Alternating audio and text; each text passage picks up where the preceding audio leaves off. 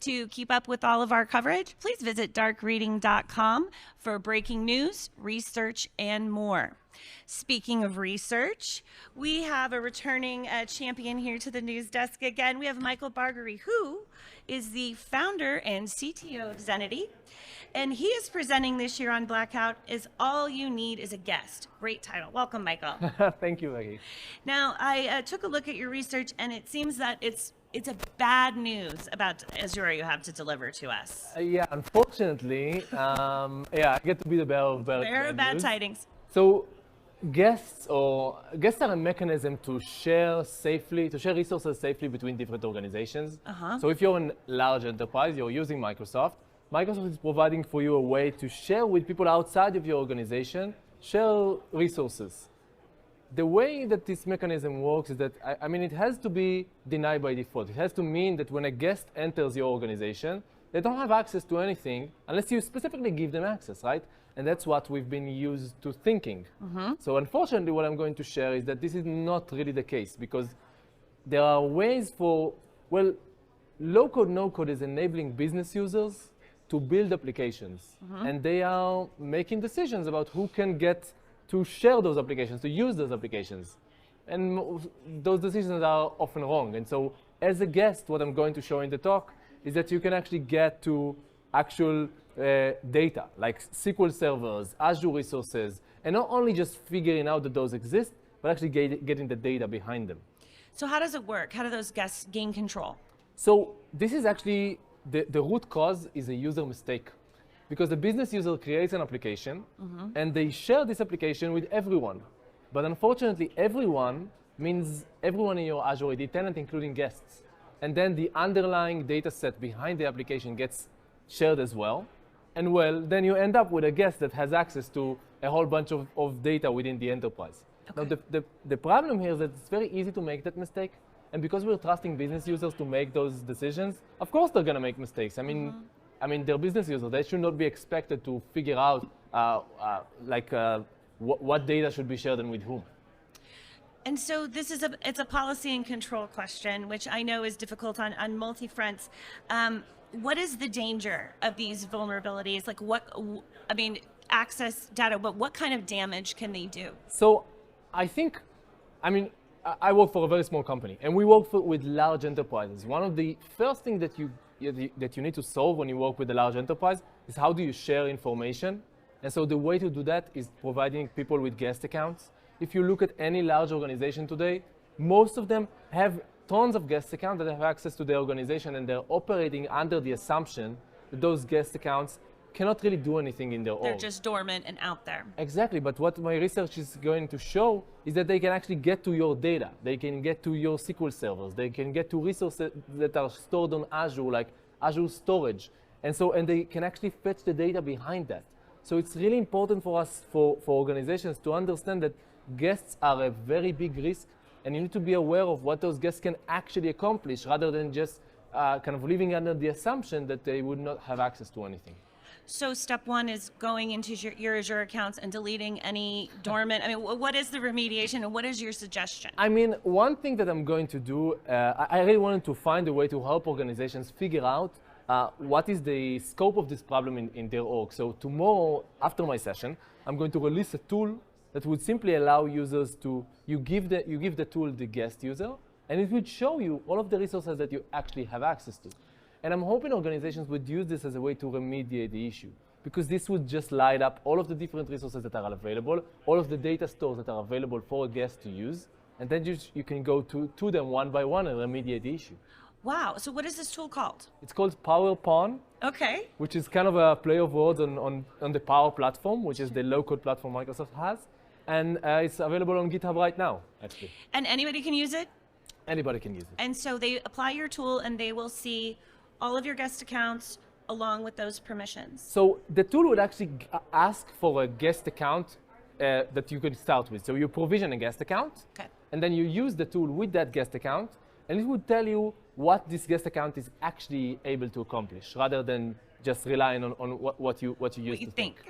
Yeah. Okay, and so how do you anticipate, first of all, is this something Azure is aware of, and it's something that they are working on? So I think this is a very important topic to mention. We've been actually working closely with MSRC, with Microsoft Security Response Team, to make sure that they mitigate as much of the issue as they can, and that they harden controls, harden defaults in a way that secures customers. So they have actually been great throughout this entire process. Good. And some of the things that we found are I mean, there are things that I'm not going to discuss, which are part of the vulnerability disclosure that they are actively fixing. But one of the things that I'm most excited about is that they are going to change the defaults to more secure defaults. It's not going to happen right now, but it's something that they're working on. So I'm really excited for that one, because I think that this would leave organizations in a much better place than they are right now. So that would mean that when you create a guest account, it automatically just defaults to the most limited number of... That would make it very difficult, more difficult for a business user to overshare connection credentials with guest accounts, because the underlying root cause here is that business users have the power to share credentials with everybody, including those guest accounts. And so Microsoft is hopefully going to make that much harder for them to do. So as we are now, is there something else that you can recommend? Is there a more secure way to collaborate across an enterprise? So those defaults that Microsoft are going to change, you can change those configurations right now. So this entire problem is rooted in something called the Microsoft Power Platform, which is the low-code, no-code platform that Microsoft has baked into Office 365. Okay. This is a great thing. Low-code, no-code is about empowering business users, giving them the tools to build their own applications, their own automations. Without coding, with drag and drop, with ChatGPT now, with AI, you can talk to the chat and it will generate an app for you. But then you get to make the security decision. Who do you share this app with? Are you embedding your own credential within this application? And so organizations have this right now in their org. I mean, people are using this to do amazing things. But security teams are often not involved in the management of those platforms. What you can do right now is you can reach out to the business teams that are already using these platforms, and you can make sure that you bring this thing under the security umbrella. You need to think about the applications that business users are building in the same way that you're thinking about any application. And then you need to put guardrails. You need to help the business users make the right decisions. That sounds like a trickier conversation than maybe you're suggesting. It is. We want to bring this in, and how do you have a recommendation of the best way to sort of make the case for that? I think one of the things I'm trying to do with this talk is just to show people, I mean, how bad can it get? Because you need, it's tough. I mean, security is tough. There are always a ton of things that you need to do. And here I am telling you that there's another piece of risk that you need to own, and you're not owning it, and you're in a problem. So I need to help you with providing a business case, because you need to go, like CISOs would need to go and get budget. Like you would need to get headcount, so you need to get mindshare. So these examples of how things could go wrong are very important for us to drive action. So that's what I'm hoping to achieve here.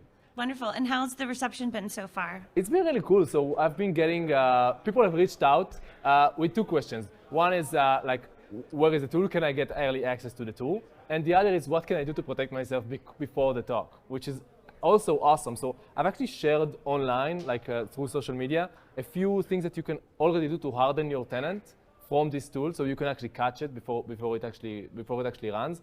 There are hardening configurations that you can do, and so people have reached out, and those conversations have been really great. Because to your point, I mean, it's difficult for security folks to get into this space, to understand what those business apps are, and how do you do that in a way? How do you get into that area in a way that allows business users to continue to be productive, and but you are secure? It. Yeah. And to that point, I mean, configuration, default settings. What is the message that you want to give to people who are opening those business accounts? What is the guidance that you would give people who are constantly sharing guest accounts? I think the number one thing is that when you create a guest account, when you share guest access to your organization, you need to be aware of there's a risk and reward thing, right? You get the ability to share things to share resources with somebody else, but you need to be aware of the fact that you're introducing them into your organization, like you're inviting somebody into your house, right? Yes. They could be doing something that you're not expecting them to do. So you need to be monitoring them very carefully, and you need to make sure that you don't have lingering guests there. So you invite somebody at one time, but then they stay a guest 2 years later. So you need to be on top of that thing. You need to make sure that you're owning it. Tell us again, where can we catch your talk? So my talk is going to be tomorrow, 10:30 a.m., right after the keynote, in H. And will you also be speaking at DEF CON again this year? I'm not going to be speaking at DEF CON, unfortunately. I have a 2-month-old son, so I really need to get back home. That is understood. We all completely feel you on that. Thank you so much, Michael, for stopping by again and sharing your work with us. We really appreciate it. Thank you very much. It's been a pleasure. Wonderful.